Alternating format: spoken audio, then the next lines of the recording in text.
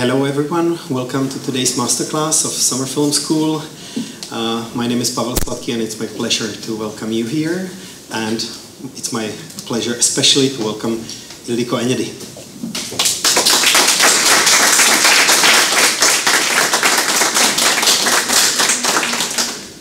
We will continue in English, so I hope you have your headphones if you need them.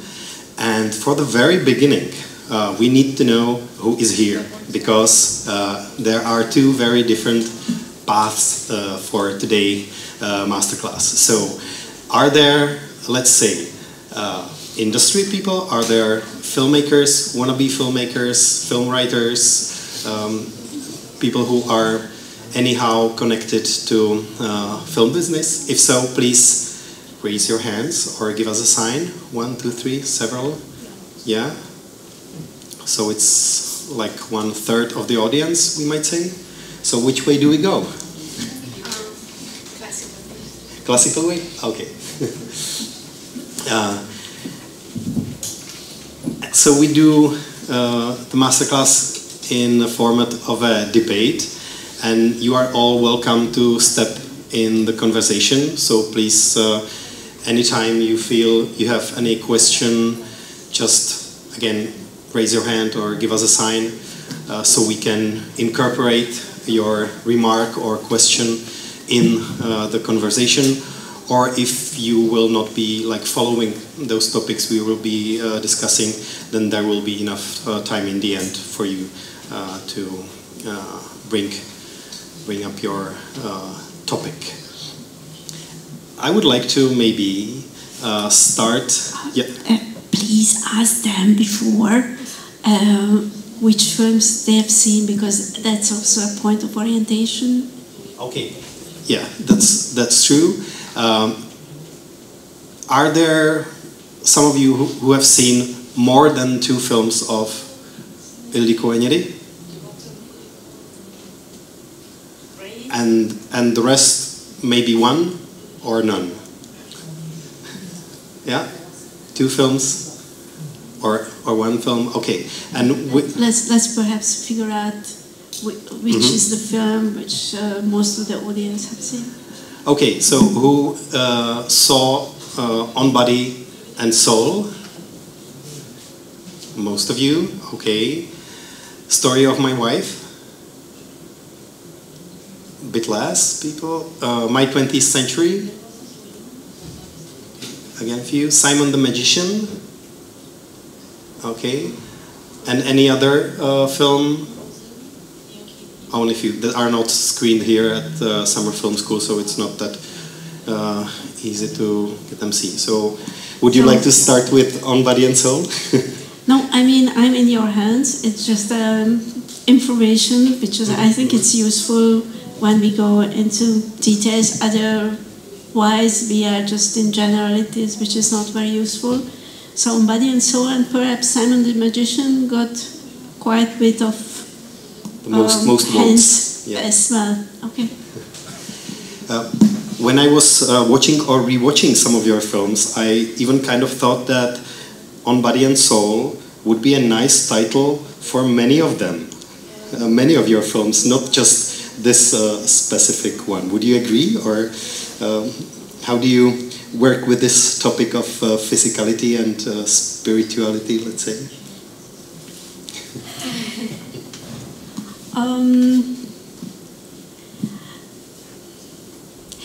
I think it's a bit difficult for a filmmaker to explore these very general questions, because and it's a bit rather for critics who analyze a work, you know. But of course, you are right that it could be a title for many of my films, many of the films of the other filmmakers as well, because that's somehow so elementary. It's divided, and it's such an unnatural division. It's root of the main neurosis of our culture. So yeah, big part of the film history could be titled on Body and Soul, yeah. And do you like your films being analyzed, like by other people? Do you like reading about your work, or do you rather avoid it? I mean, here if we can use the time well, I can speak about why certain decisions in the making or in the writing were made, what is the background of them, or even point something, choices that they are there, because sometimes it's, when you watch a film, it's not so conscious. Even me as a spectator, I can just guess the person behind the film, the choices and preferences, and neurological points of a person. In the case of an author film, why this person underlined certain elements and in which way he or she underlined them. So I think there is a lot in the details. The details are very telling. Even the most humble details, choice of location, or or choice of certain noises in the sound design, choices in the grading. You can't imagine how much, how expressive dramaturgical tool is the grading, which you can think, oh yeah, that's just to make the images a bit nicer, more appealing. It can have dramaturgical effects and can tell the story of the film or the behind intentions, behind the story intentions much more clearly.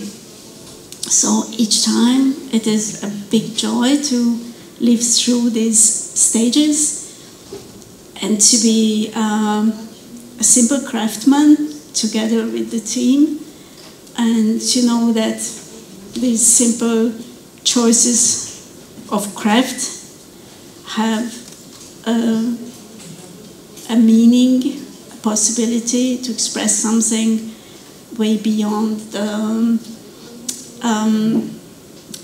the visible or audible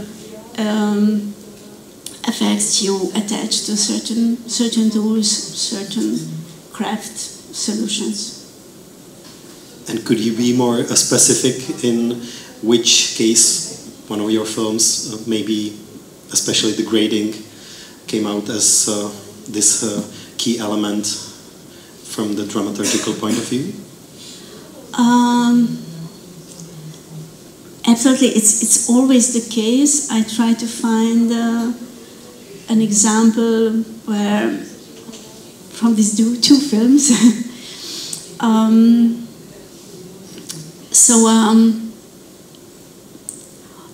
For example, on Body and Soul, I go a bit further. I will finish at the grading. So there is a protagonist, a female protagonist, who is on the autism spectrum, but I never wanted to define her by this. She's a person who, by the way, among many other things, is on the spectrum. She can be considered someone with Asperger. I didn't want to look at her and make the spectator to look at her from outside. I wanted the spectator to be in her world. So, for example, we chose to shoot digital, not 35, not 16. The crispness of the digital was one step towards that sort of hyper-realistic, very eerie, very uncanny feeling when she's moving in the so-called reality. Her reality is different than what we agree to have. Okay, that's reality. And I mentioned hyperrealism because if you watch a hyperrealistic painting, and that was one of the sources of inspiration, different painters,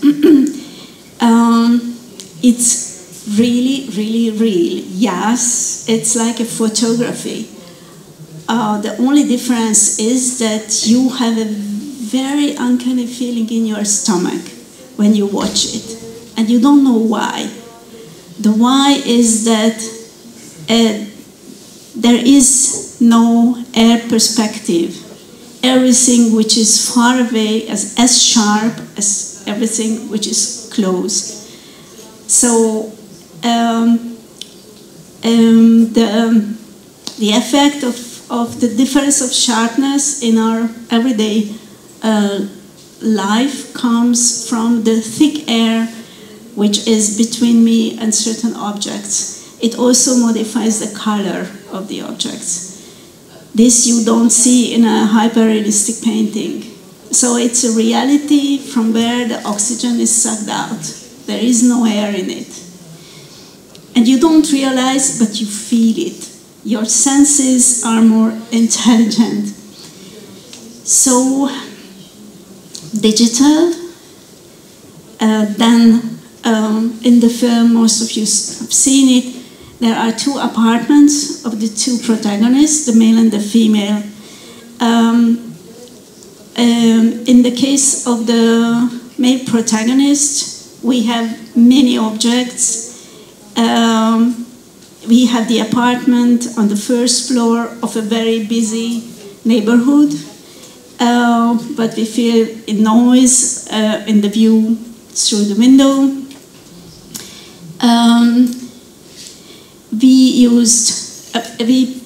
We built both apartments in studio. In studio, just to control the light, control everything. There we used a very, very small depth of field. So if this glass was sharp on the table, on his table, this wasn't totally sharp already. And what was outside the window, that was a blur. So his apartment with the many layers of the past,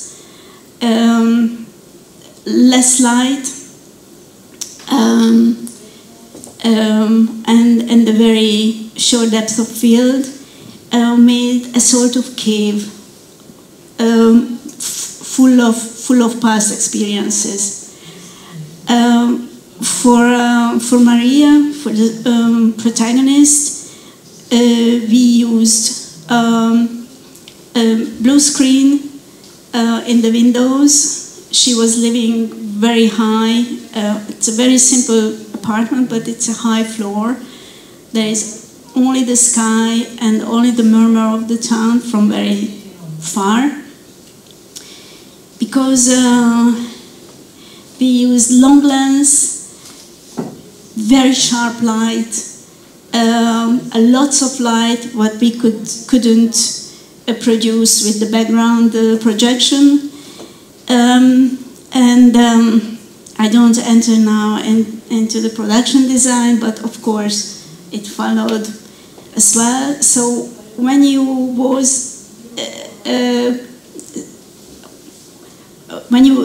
were staying in Maria's apartment, there was this very small uneasy feeling in the kitchen, in every room, because it was it was similar to a hyper-realistic painting.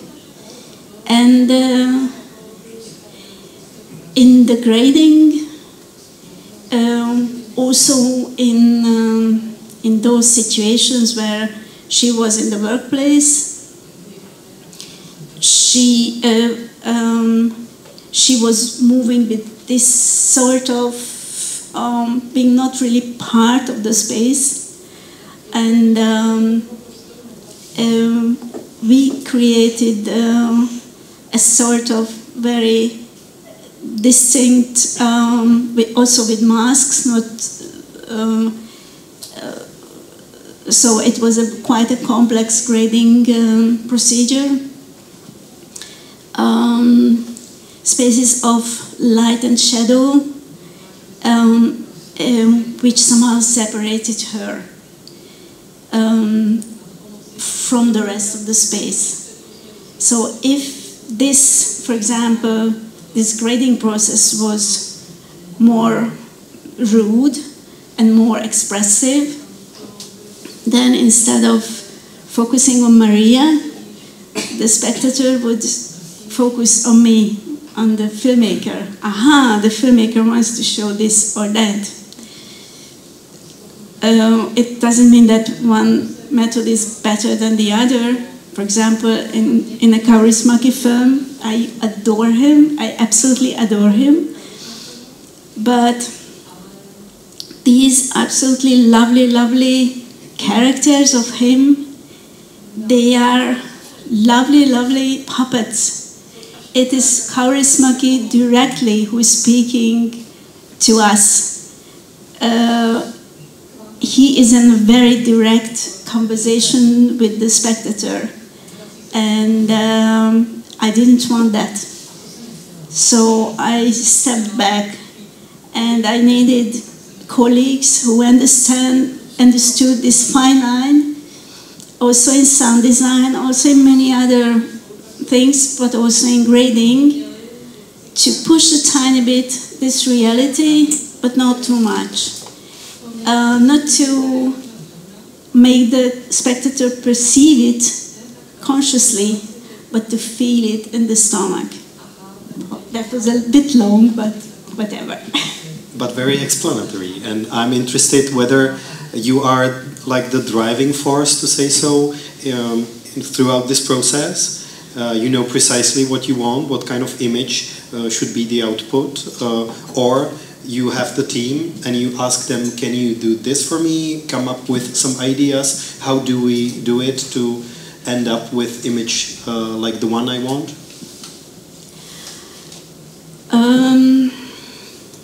Yes, you have to be the driving force as a director, and it depends from project to project in which way you invite your colleagues, your wonderful creative colleagues, and in which way you free their creativity and let this creativity flow into the project. In this case, if we stay at this film on Body and Soul, there were very precise images in my head, but of course every day we are reacting to what is happening, and with the cinematographer we redesign the storyboard every single day, at the end of every day for the next day. But how to say, I tell you a little example how in this film of few elements, oh thank you, everyone, not just the main heads of department, were very deeply involved with their soul in the project. You remember the scene with the salt and pepper in the kitchen? Yeah? Yeah. So it's a very simple, bare kitchen, the actor, the actress is alone. It's always quite a challenge for an actor not to lean on the energies of a partner, and to make a tiny simple scene with a little dialogue with a salt and pepper shaker. And we had a salt and pepper shaker casting. And I was walking around in set, and I was overhearing the prop guy who presented certain salt and pepper shakers to the production designer, how he explained. He explained what are the two favorites of him. And he wasn't speaking about the style of the film, about Maria's social status in this sort of apartment, this sort of background, you buy this and this. No, they were speaking about Maria's soul, and they said, no, it can't be plastic. No, please, it's out of the question that it should be plastic. If we choose this crystal one, there is not the longing for connection in it. It is very very rigid. It's too rigid. It shows only the rigid part of Maria, and so on. And I adored this guy for that. And really, if even the drivers know what we are doing, if they are aware, it is a huge energy which can flow into the film. So at the beginning of every film, I write a letter to the whole team about our priorities, what is this film really about. And of course, not everyone have read the script at that stage, but it's available for everyone. But in that letter, let's say it's an invitation to a sort of, let's do this and exactly this together. So I was really, really so happy to hear, because his view of Maria was so exact and so deep, and the importance of the scene was so deeply understood by him, and all his imagination and professional knowledge as a prop master was mobilized in the right direction. So we chose this wooden, not perfect, a bit flawed, a bit old wooden salt and pepper shakers with a little metal rim. Do you keep those letters you mentioned, or do you destroy them afterwards? I don't destroy them, but I don't keep anything. And I just finished the shooting of a film, and every morning I distribute, nowadays in the last 3 films, we send it on their telephone, so we don't print it, little drawings, storyboards, even if these are not action movies, so we don't really need storyboards, just to orient the people what we are planning. And I draw awfully, really awfully. So they are really primitive ones.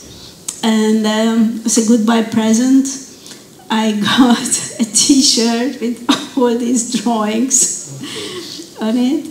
So somehow, even if they are very clumsy, they are a sign of a wish of sharing and a wish of communicating and to be on the same page every single day. The new film you just mentioned is supposed to be called Silent Friend. Yes. And it's interesting because it's German, French, Hungarian, Chinese co-production with Léa Seydoux working with you again, and Tony Leung, the famous Hong Kong actor. So we are eager to see it, I would say. And it's supposed to be a story about some important tree somewhere in Germany. And Tony Leung is coming all the way from Asia to work with the tree. Are you willing to tell us a bit more about the new project, or rather not, because it's not finished? It is just one thing. It's not just a tree, it's a botanical garden in the city of Marburg, which is very old medieval town, university town, with a very old prestigious university.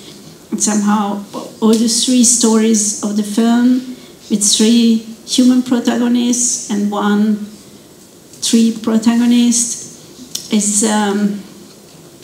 set in this garden and is connected also to the university.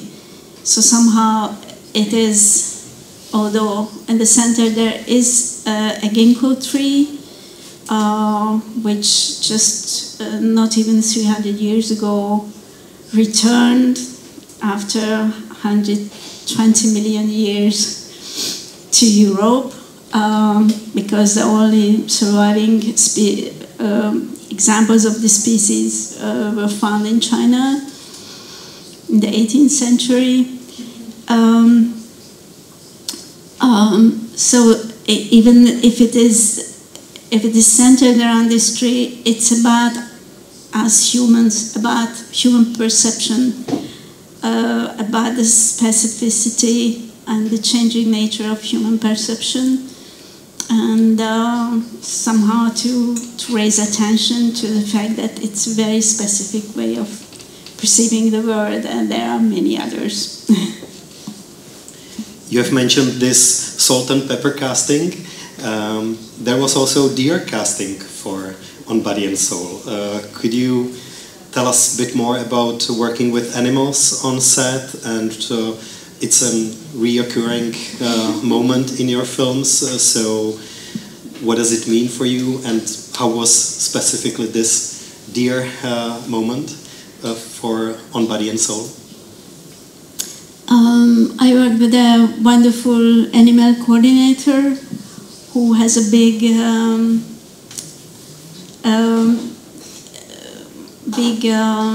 let's say, farm with different animals, and he has a huge territory, wooded territory for deers. So there is a herd of deers who are living their own social life, and even he is not approaching them.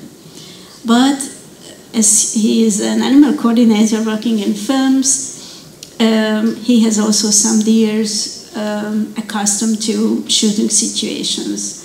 And Choppy, the female one, she's a professional. She was in some big American blockbusters. And Goliath, who is not alive anymore, was a deer part of this herd. And when from the distance I saw him, I knew that he's Andrea. He's the deer equivalent to our protagonist. His whole character, the nobility of his presence, everything showed me that. And the animal coordinator begged me not to choose him because he's not used to human presence, and it is just not doable. but then I was insisting, and it took him more than half a year of daily, step-by-step, approaching him, making himself accepted by the animal, then touching him and so on. And when we were shooting in the winter, a very small crew, the camera could be really close and the cinematographer could be really close to Goliath, and otherwise it could have been even dangerous because they are very powerful animals. And it was a very, very special experience for the whole team to work. It was 6 days, a 6 days long stay up in the mountains. Sorry.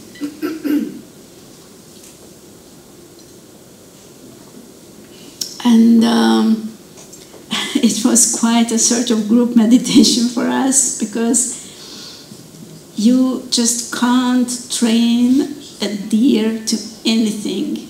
They are not connected to humans. They are not depending on humans. They are just doing what they want to do. So we had to create the conditions where there was a bigger chance that they would do what we wanted, and then wait and be alert and be ready to shoot. And just a little thing again, jumping back to this, to the craftsmanship, that I wanted to show these animals the same way as humans. I wanted the spectator to see their personality.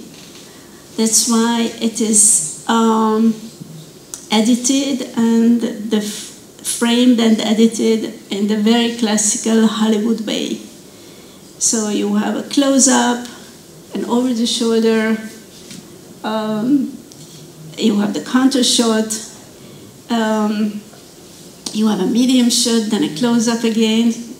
So this is the language what even all of you know very well instinctively, because you are watching so much audiovisual content. You immediately know in what style a certain audiovisual content is made, even if you can't formulate it or tell it. So I knew that if the framing and the editing follows this sort of very used and very known, let's say, Hollywood way or classical way, following as when two humans are interacting with each other, it will immediately pull the spectators closer to them. And of course, when you have an actor, you ask them to make it twice. So you make a medium shot, then you change the lens, and then you ask them to make it again. And you can't do that with an animal. I'm sorry, it seems that it's a recurring thing in the festival that people are losing their voice. Yes, really.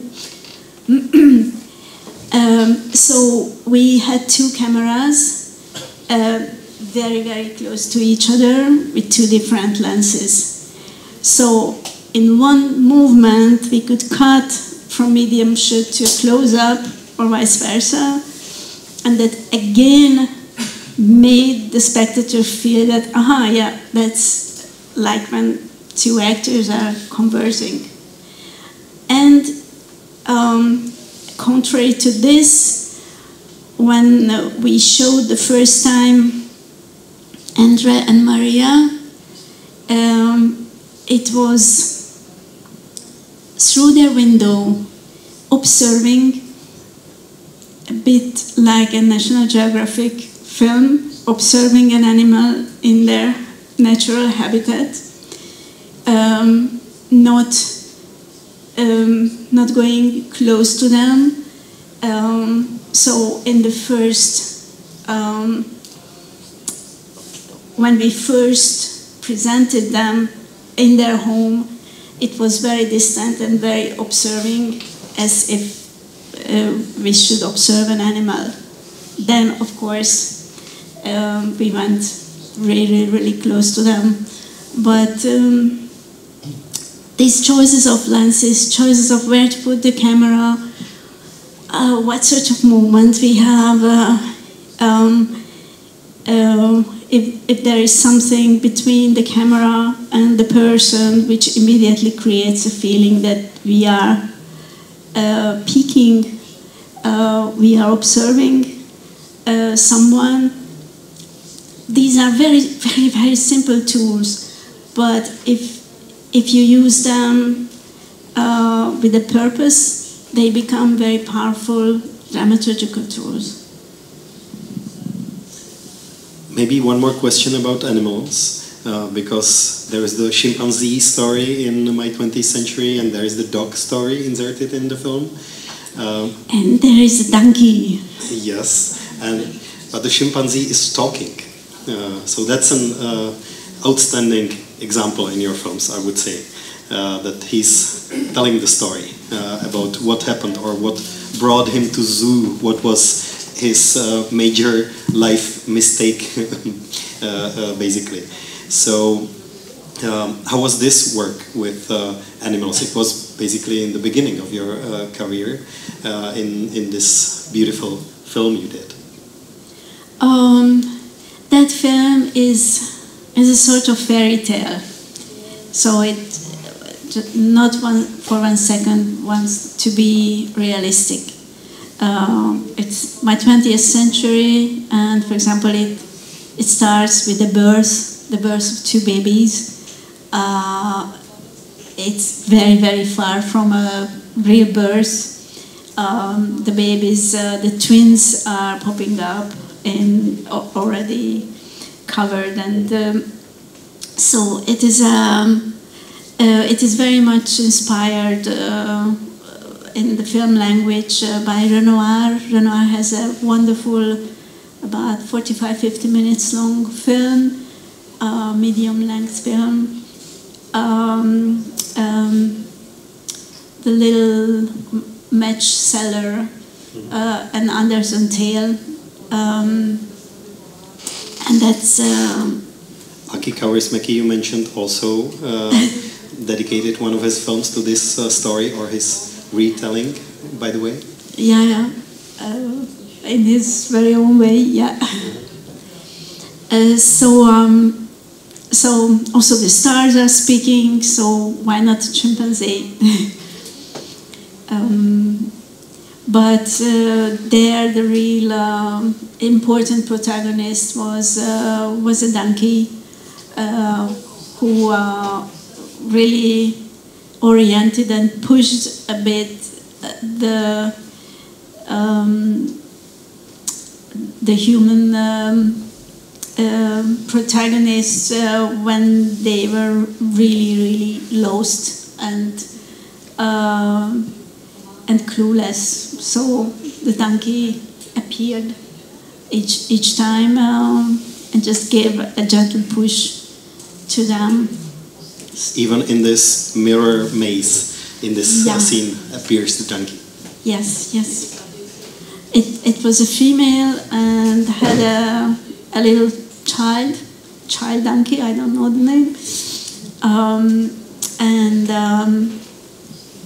and was a very, very intelligent animal. Her name was Yuti. You still remember? Oh, yes. And this kind of leads us to a question, what nature represents to you, because we feel, I think, your films like very anti-aggressive, looking into some vulnerable but at the same time powerful people who are in your films, and some nature of man and nature of nature is discovered, or how could I tell it? Do you have some, let's say, favorite writers or philosophers which you share this world view with, or where do you come from with these ideas? Most of it, I think, it's really instinctive, but I can mention someone who is, you can't imagine how much up to date today. It's Goethe, not just his literary work, but his work in natural sciences, and the participatory experimenting, which was a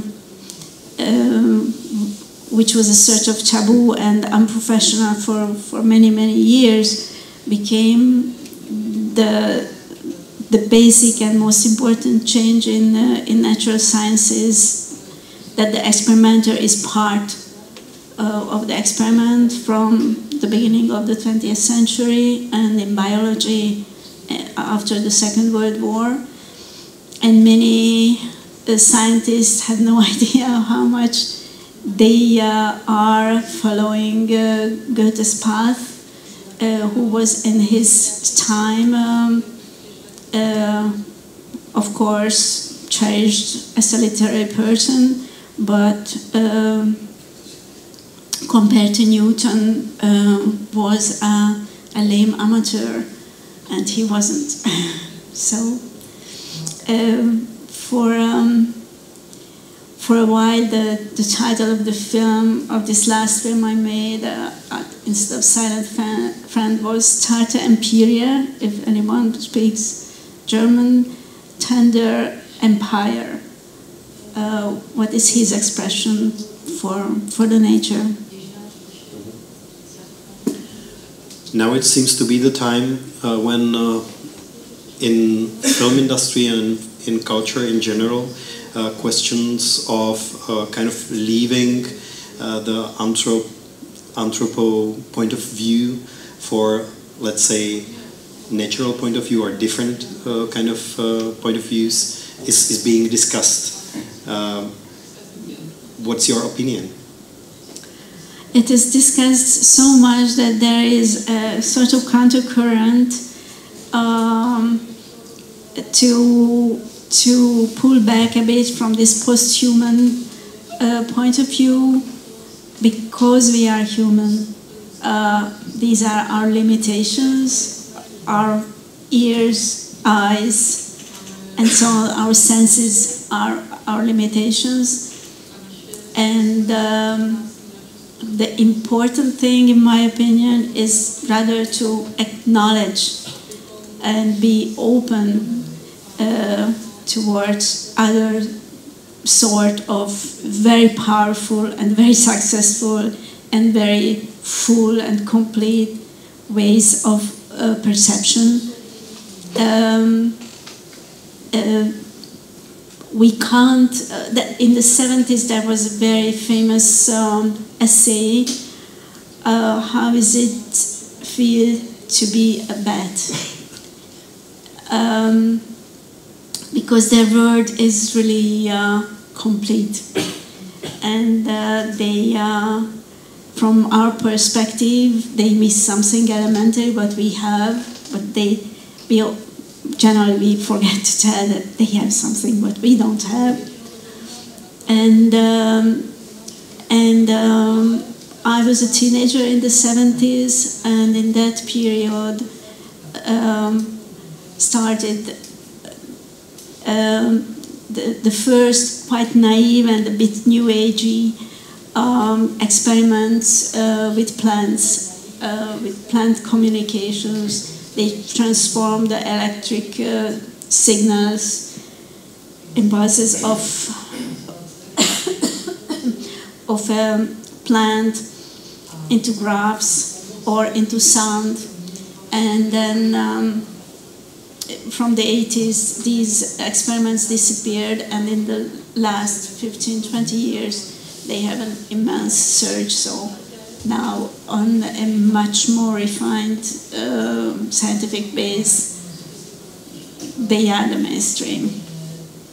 Yeah, and how trees communicate via roots and so on. I think we all encountered this in past decade, let's say, because it's really very often discussed. So your opinion is rather not to push out the anthropo point of view, rather keep it, but acknowledge other forms of being and so on.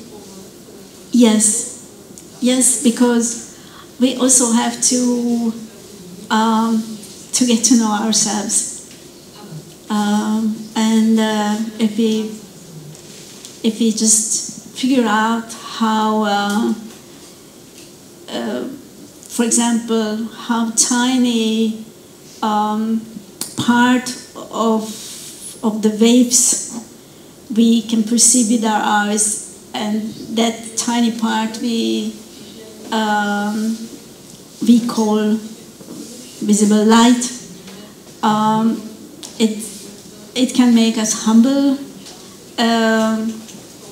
but I think we just really can't put ourselves into another, or very deeply we can't put ourselves into another sort of perception, but to have guesses and to be interested and to be curious. I think it's key and it's important. What's the important, if there's any question regarding nature or anything else we are discussing right now, please go ahead. Don't be shy. Yeah, go ahead, please. Maybe since talking about working with animals, I'm a big fan, and I've seen some of the movies that are not shown here, as the Magic Hunter and Tamash and Yuli. Wow. And with Magic Hunter, there are a couple of scenes with snails, and a lot of coordination of snails. I don't know how much of material you have about working with them. But with Magic Hunter, it's interesting when you look up the movie, the name of David Bowie as a producer is often like bigger than the title of the movie. So I wanted to ask what the collaboration was like, if you had a chance to work with him directly. Yeah, he has seen my first film, my 20th Century. We spoke about that film and liked it very much, and he even offered to be the protagonist. And I was such an idiot to say no, because then I thought it will be rather about him. And afterwards, when we finished the film, it was in Venice, and then he started a tour, a big tour in India, and he asked me to make the, let's say, to direct the show. It means to design the show. And I was 7 months pregnant, so I said no, unfortunately. And later there was in India a big wave of pest, a very, very dangerous illness, and they canceled the show. So actually, so in my next life, I would say perhaps to him, and not definitively not, because I could have worked with him, which is a pity. Well, who could say I refused David Bowie twice? Like, okay. Any other question? No, at this point, no. I'm so curious. It just, you know, after a while, speaking, it feels a bit weird, perhaps. Yeah, okay. So let's say we still consider the human experience, but how about the unity of it? Like there is also a lot of talk that maybe we are not one, or maybe the human experience is consisting of experiences of a lot of creatures that we are a combination of. So we often in the posthumanism, we don't just talk about beside the human, but the other things that the human is made. Which are part of the, yeah. So isn't that, can we even escape that or not? No, I think it's very important, this suppressed part of ourselves to explore and be happy with it. When we were now working with Tony Leung, we spoke a lot about Western philosophy, Eastern philosophy, and he said, I asked him how could he summarize the difference, and he told Eastern philosophy in each current of it, what he knows really well, is about unity. And I never ever thought about Western philosophy that way, and I had to think over, and I had to say that Western philosophy is about separation, longing for united something, being proud of being separated from the rest.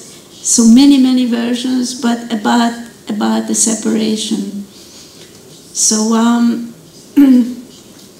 I think it's an interesting task to not to be afraid to lose this sort of supremacy, but in the same time, me personally, I think in a humble way, also to accept that, yeah, we are very special animals, and these are our limits. Yeah.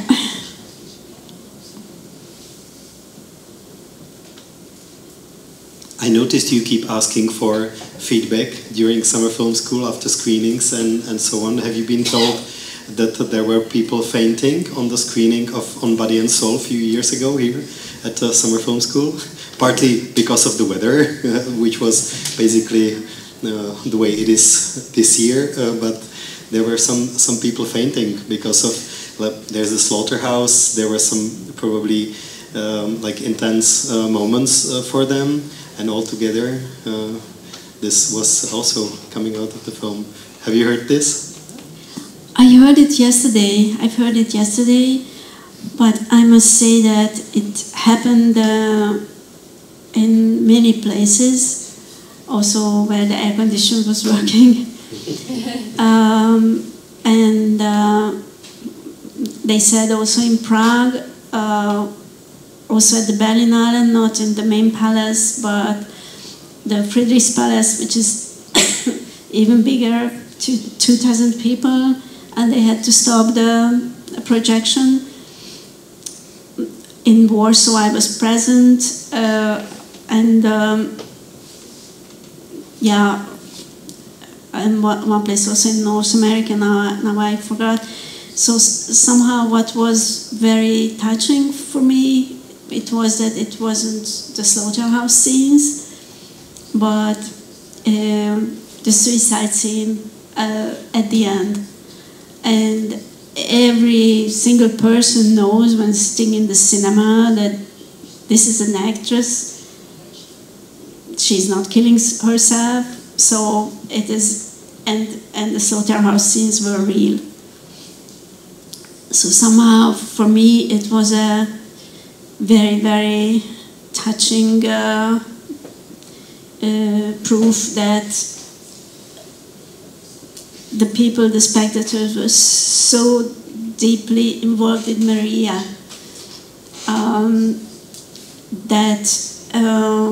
In that moment, this sort of distancing that, okay, now I'm just watching a film, it didn't work. And it is because Alexandra Borbé understood so deeply this film and could really transform into this Maria.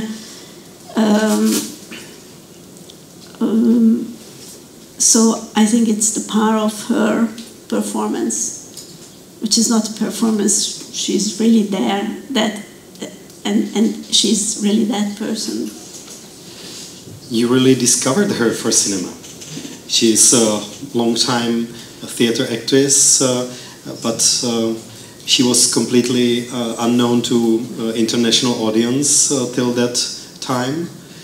That was her first major role in film. Yeah, I knew her from the acting school times, and I knew that she's very exceptional, but she's very different.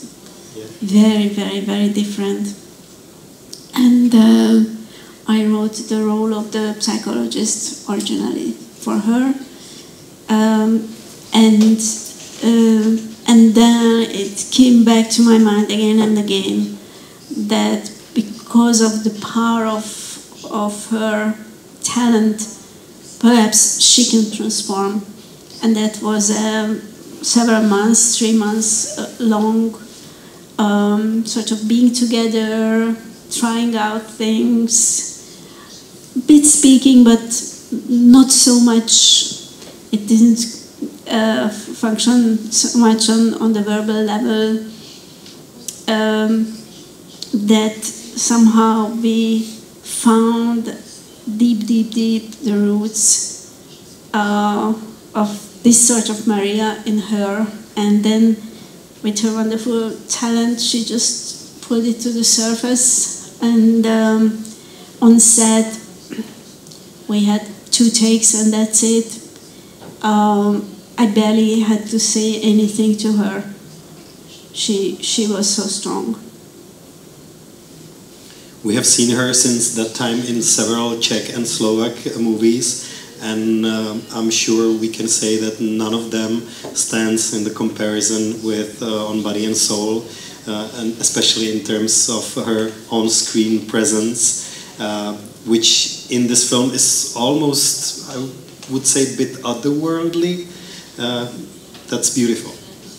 So I'm interested, how did you make it? She's capable of so much, and actors, they have to get the possibility, and then have to get the supporting environment, and really the whole team, because they understood so well the beauty and also the difficulty of this role. They enveloped her with a very caring, very warm blanket of love, leaving her space. So I think it's a big responsibility to have these sort of magical creatures, the actors, in your hand, because they could do so much if you are good enough to create them the playground for it. Any questions regarding actresses or actors, maybe? Or any follow-up question? Feel free to ask, or if you hesitate to ask in English, let's say, then ask in Czech and we will manage. So, yeah, go ahead, please. Could you tell us a little bit more about your writing process? Like, what inspires you? What's on the beginning, like, of writing a movie for you? The story is always the last thing. It's just a sort of, thank you. I am circling around some major topics, major questions, feelings, images, and then they boil down to something more concrete, and then I think, okay, I have to find a story to tell that, to bring this bunch of feelings closer to the spectator. In the case of On Body and Soul, that was the starting point was a poem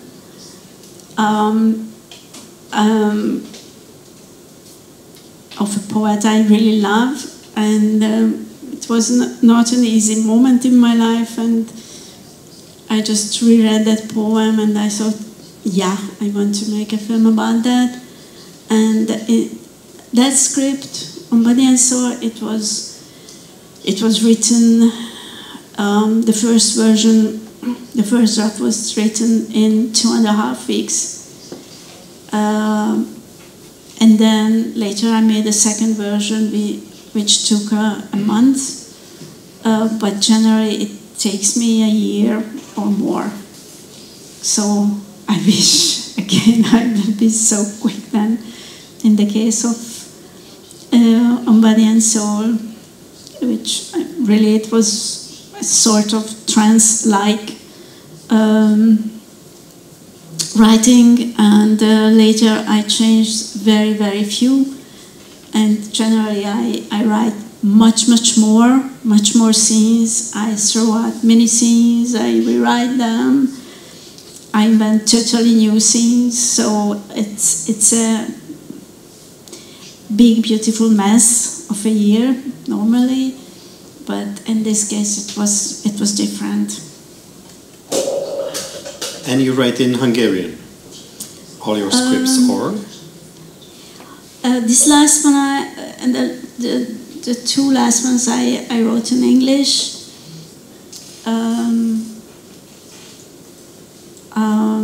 Yeah. I do ask because I would like to know the significance of language in the film and in the process of making of the film, because now your main producer is German. You have done films which are, for the most part, also French-speaking. So you are working in basically 4 languages when making films: English, Hungarian, French, and German. All of them. Yes. And there's no difference for you, no preference. Somehow.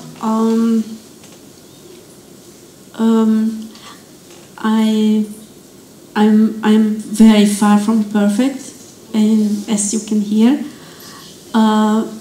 in any of these languages, but somehow I always prefer the direct communication, even if it is incomplete and a bit clumsy.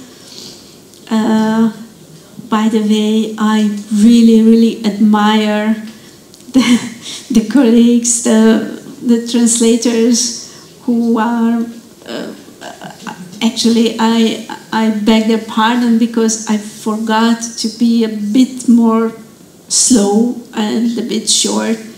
I think it's incredible what they are just doing. Thank you so much. Martina Neradová a Bára Štefanová. Tak. Thank you.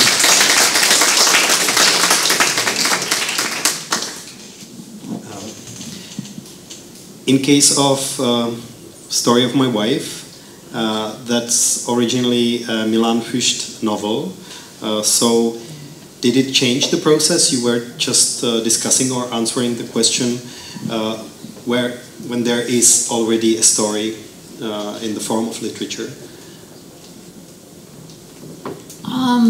It was a bit, and moving from a tent into a central heated, air-conditioned condo. Because where you are on your own, totally on your own. You work from scratch. You have the total freedom, of course, but also the weight of the total freedom. And here I really adored and knew this novel so deeply, so much.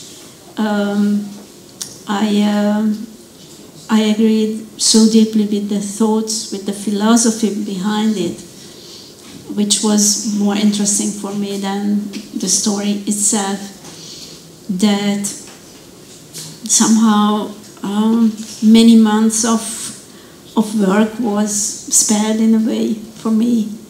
Nevertheless, it was a very long writing process. Anything you'd like to add or ask or give the feedback for any of those films we are discussing now? How about, oh yeah. Yep. Good evening. Which Czech filmmakers are close to your heart, if any?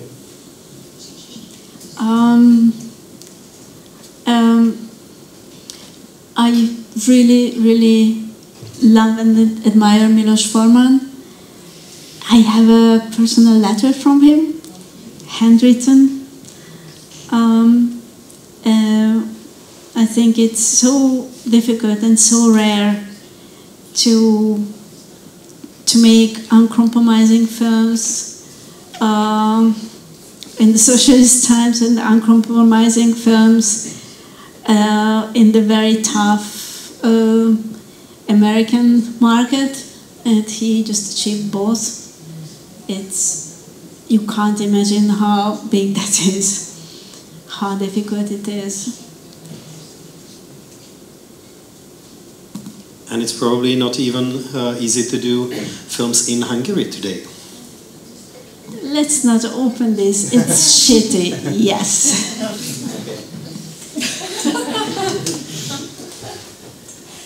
Tough times, also in Central Europe, also 30 years after the fall of communism. How about this? If they put 3 more questions, then they can go. If not, we will sit here. I got many more questions, but your 3 questions. Go ahead. We just discussed the topics or the concepts that inspire you to and then drive your films. Are there any ideas or thoughts that you would like to explore in your next works, or that you're currently maybe fascinated with and would like to transform into a movie narrative? Yes, but I wouldn't speak about the future now. Okay. 2 more. Are you thinking behind the feature-length kind of duration of a film? Like today in the world of YouTube and all the short formats, TV series, are you thinking of, when you have an idea, that it will be something else than a feature film? Or not really? Maybe for the future projects? I made some very short as well recently. I'm planning one this December. We will shoot a 10-minute long film. I had some two projects, a limited series. Didn't get financing yet. Even from like a kind of philosophical point, don't you think it will happen in the future? That the future will go away slowly? I don't know. I'm just feeling that the less and less people, that we live maybe filmmakers in a bubble, that maybe less and less people will be watching the long formats, and feature film is kind of long. TV series not. I don't know, just what is your take on it? Maybe you don't agree. Well, recent TV series, each episode is a feature film length. So I've seen The Last of Us, for example. I am personally very much interested in transmedia. Actually, the game I wanted to make, if there were more filmmakers here, was a sort of transmedia game connected to Harry Jenkins, an early transmedia theorist. I think it's rather there will be, and it is happening already for nearly 30 years, a parallel, a more free way of choosing between formats, and not just film formats. And that also means that because distribution, unfortunately more slowly than I thought, but it becomes more democratic, that every single niche product can find its audiences on the globe. So if you just lose that aim that you want to speak to everyone, then it is a very liberating feeling. And even if there are 50 people on this globe, to find your little thing interesting, they have a chance, or a better chance, to find it. So yeah, it's what we showed here. It's a classical movie format.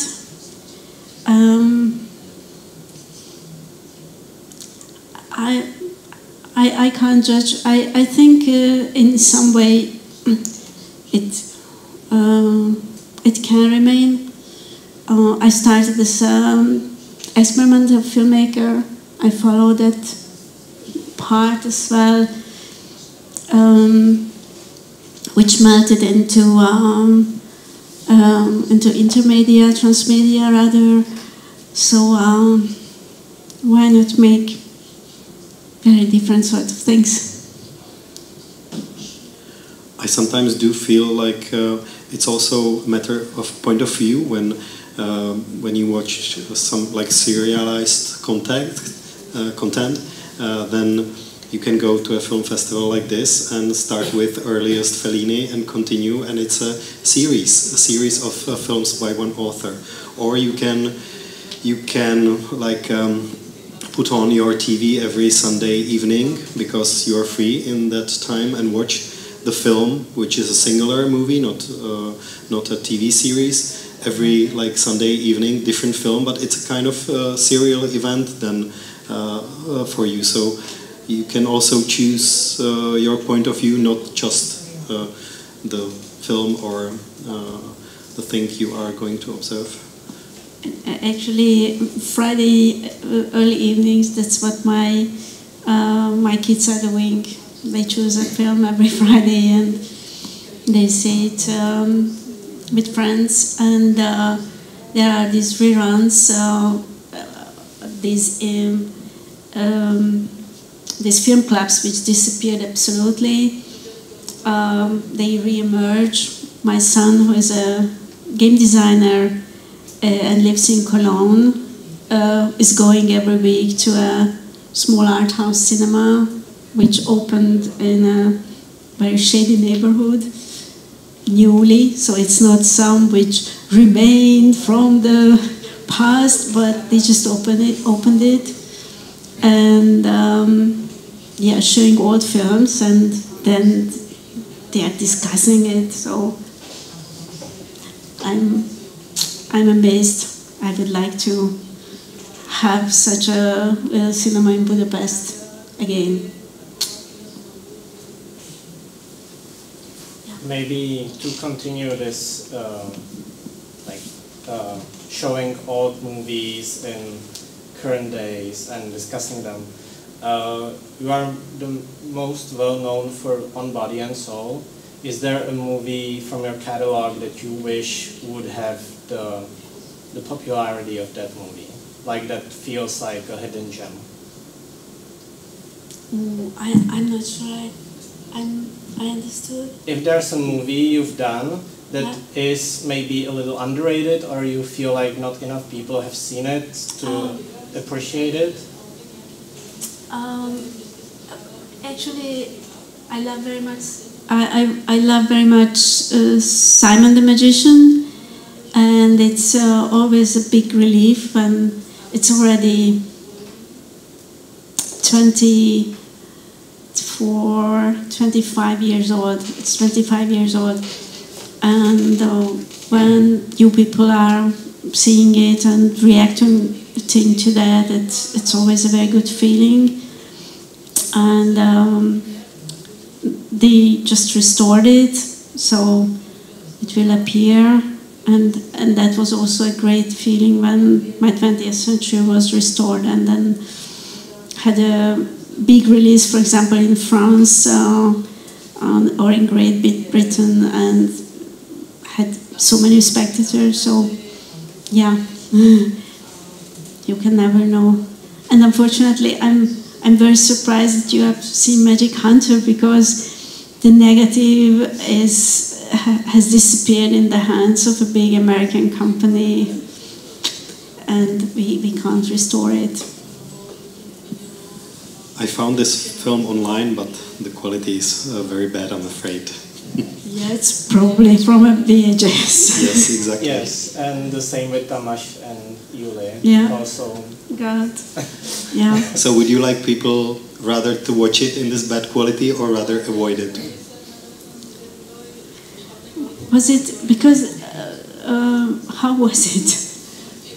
The Magic Hunter was okay. Tamáš and Julie, I only found a version with like Russian dubbing over the Hungarian voices still in the picture, so it was double voiced and with English subtitles. So it was like trilingual experience. But for only for that it was enjoyable. And it also feels like a On Body and Soul, kinda, like the storyline of a blue-collar worker and a little like Manic Pixie Green Girl kind of. It felt. Did it occur? It's in a coal mine, and just to tell them, we really shot it in 2 coal mines. Both of them were closed in a year, so it was really the last moment. And 600 meters under earth. That was quite an adventure. It's also a good part of filmmaking to allow yourself to experience places where you would never have the chance to go. There are several films of yours that cover or even document in a way a certain specific period, like Simon the Magician. There is the moment where this new city of Paris is being built, and you film basically there on the spot.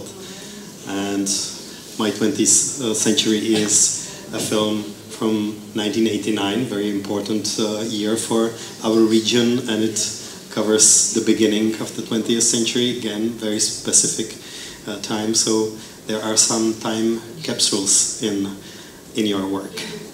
Yeah, actually, I thought about how a Parisian would look at Simon the Magician today. It's really a time capsule for them. Yeah, their town seen by an outsider, by an outside view, and it was very much the intention to show Paris to the Parisians differently. Maybe last very urgent question, if there is any. If not, thank you very much for your films and for this beautiful discussion. Thank you. Thank you so much. Thank you.